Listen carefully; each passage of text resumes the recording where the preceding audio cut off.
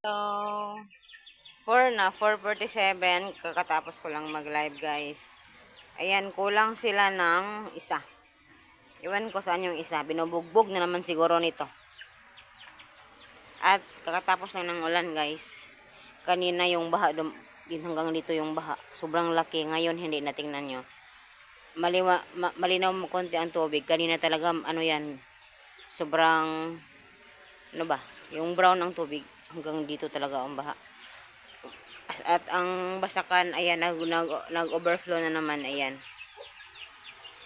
Nag-overflow na naman ang basakan, guys. Sobrang lakas ng ulan. Nakatulog ako.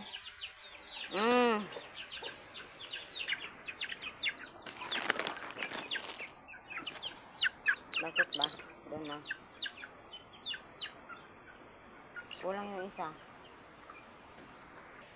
So, kuha tayo ng bigas na mais. Kasi ang daming mais bigas, oh. Kahapon lang yung kinuha namin.